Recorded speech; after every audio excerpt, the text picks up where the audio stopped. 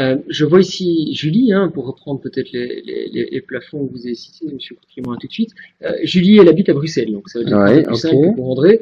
Elle habite Bruxelles et elle a conclu son prêt hypothécaire. Elle nous dit l'année passée, elle a pu déclarer 3040 euros au fameux code Mhm. 3370. Oui. Qu'en est-il cette année?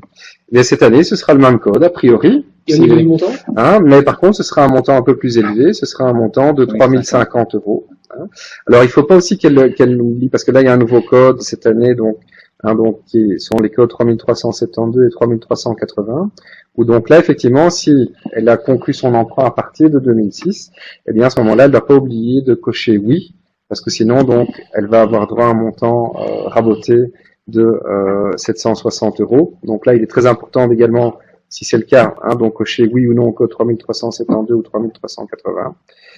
Si c'était bien son habitation unique au 31 décembre 2015, elle devrait également cocher oui au code 3374 et enfin mettre au code 3373 le nombre d'enfants à charge qu'elle avait l'année qui suivait la conclusion de son emprunt. C'est parfait, ce que vous répondez en plus à la question de Jean-Luc par rapport à ces nouveaux codes. Euh, on va maintenant sortir alors de ce prix hypothécaire. Laurent, je voudrais simplement ajouter, donc l'ajout de ces codes, il faut savoir que la création du bonus logement a starté le 1er janvier 2005. Donc concrètement, c'était en 2006. Et pour rappeler un peu donc ce que les autres avaient comme avantage auparavant, il y avait un mécanisme donc de montant de base auquel il y avait un chapeau qui venait s'ajouter. Ce chapeau était de 760 euros cette année, plus éventuellement 80, si et seulement si on avait 3 enfants le 1er janvier de l'année qui suivait l'acte d'emprunt.